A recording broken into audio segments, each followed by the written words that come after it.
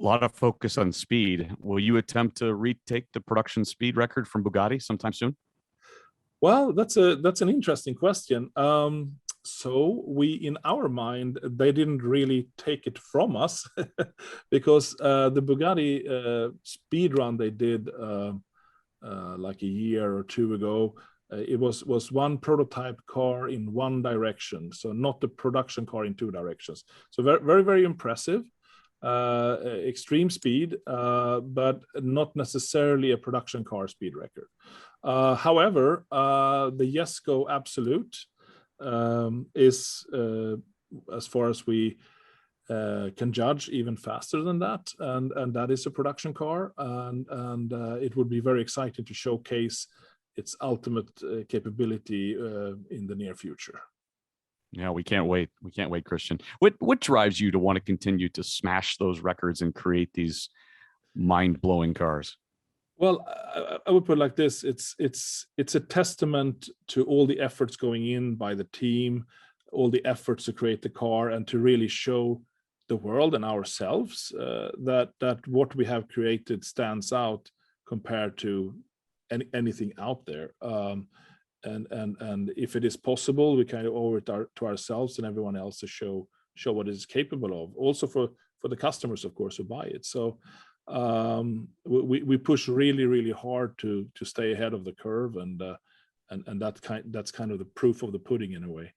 So Related and back to the millennial question or the Gen Z question, when we have so many young folks interested in your vehicles, it kind of blows up the notion that young people aren't interested in cars, right?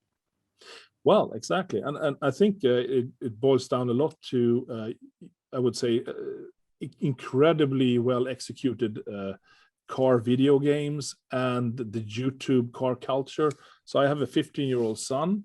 I mean, he basically grew up here in the company as a kid, and to him, extreme cars was everyday stuff in a way, and he didn't show that big of an interest. But then he kind of got into his own car culture thing with JDM cars and things like that, and he know details about cars from when I was a kid that I actually don't even know, and it dug deep into that, and a lot of his friends does the same thing.